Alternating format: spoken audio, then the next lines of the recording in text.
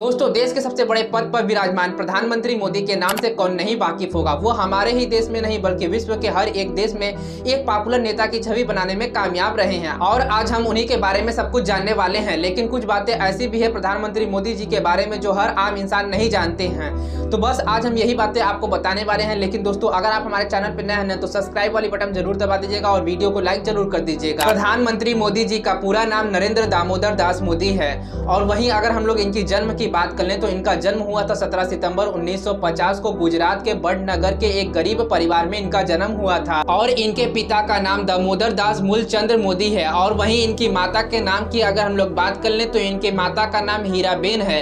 अगर हम लोग बात कर लें कि प्रधानमंत्री मोदी जी के कितने भाई बहन हैं तो प्रधानमंत्री मोदी जी के 5 भाई बहन हैं, जिसमें से इनका दूसरा नंबर है। मोदी जी को बचपन में लोग नरिया कह के पुकारते थे। मोदी जी के पिता की रेलवे स्टेशन के पास एक चाय की दुकान थी। मोदी जी अपने पिता की चाय की दुकान पे उनका हाथ भी बटाया करते थे।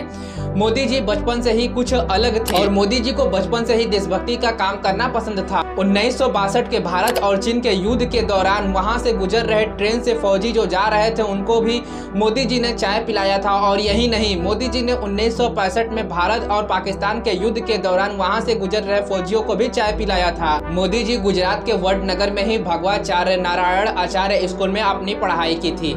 मोदी जी बचपन से ही पढ़ाई में काफी तेज थे। मोदी जी पढ़ाई के बाद नाटकों में भी भाग लिया करते थे और उसमें भी इनाम हासिल किया करते थे। वो एनसीसी में भी शामिल हुए थे। मोदी जी साधु संतों से बहुत ज्यादा प्रभावित थे। वह बचपन से ही सन्यासी बनना चाहते थे, इसलिए अपनी पढ़ाई वह बचपन में ही छोड़ दिए थे और कुछ समय बाद वह अपने घर से भाग गए। घर से भागकर इस दौरान पश्चिम बंगाल के रामकृष्ण आश्रम में कई जगहों पर घूमे। वह बचपन से ही आरएसएस को पसंद किया करते थे, इसलिए वह 1998 में उससे जुड़ भी गए। दिवाली के दिन गुजरात के आरएसएस के पहले पंथ प्रचारक लक्ष्मण राव ईमानदार वकील साहब ने नरेंद्र मोदी को बाल स्वयं सेवक का शपथ दिलाया। मोदी जी बहुत ही मेहनती कार्यकर्ता थे। वो आरएसएस के संयोजनों और आयोजनों का ऑनर दिखाते और बड़े आरएसएस के नेताओं का ट्रेन और बस का रिजर्वेशन भी करवाते थे। आरएसएस के बड़े नेताओं के बस और ट्रेन का रिजर्वेशन का जिम्मा भी उन्हीं के पास होता था। मोदी जी कई महीने तक हिमालय पर साधुओं के साथ रहे। वापस आने पर उन्होंने सन्यासी जीवन त्यागने का फैसला किया और अपने भाई के साथ मिलकर अहमदाबाद के कई स्टेशनों पर चाय की दुकान लगाई। हर एक परेशानियों का सामना करते हुए उन्होंने चाय बेचा। 18 साल की ही उम्र में मोदी जी की शादी जसोदाबेन से करवा दी गई।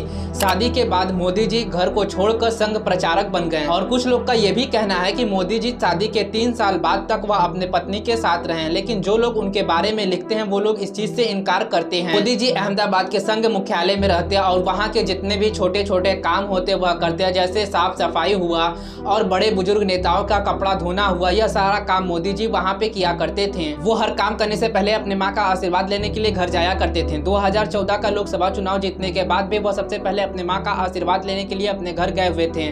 संघ में रहते हुए अपने कुर्ते की बात को छोटा करवा लिए थे ताकि वह ज्यादा खराब न हो, जो वर्तमान में मोदी ब्रांड के नाम से मशहूर भी है। 1975 में इंदिरा गांधी कई राजनीतिक कारणों की वजह से राज्य में आपातकालीन लगा दी थी।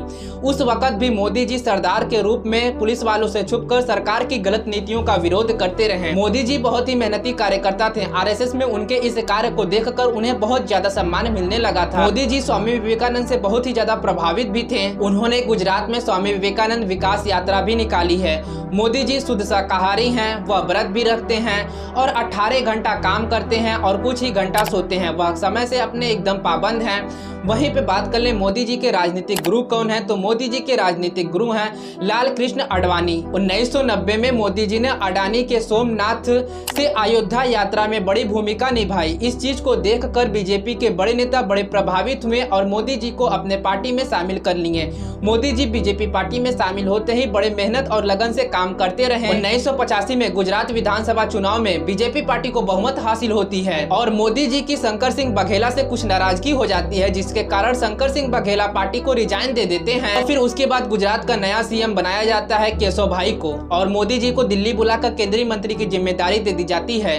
लेकिन फिर कुछ आने वाले विधानसभा चुनाव में यहाँ पे केशव भाई की तबीयत जो है वो खराब रहने लगती है। इसके कारण गुजरात के ही चुनाव में मोदी जी की पार्टी को मतलब बीजेपी को काफी ज्यादा हार का सामना करना पड़ता है। 2001 में मोदी जी को गुजरात का मुख्यमंत्री बना दिया गया। मुख्यमंत्री बनते ही मोदी जी ने खूब विकास किया, पानी दी, बिजली दी, हर एक चीज की व्यवस्था करवा दी और यहाँ तक कि एशिया का सबसे बड़ा सोलर सोलर पैनल को गुजरात में ही लगवा दिया।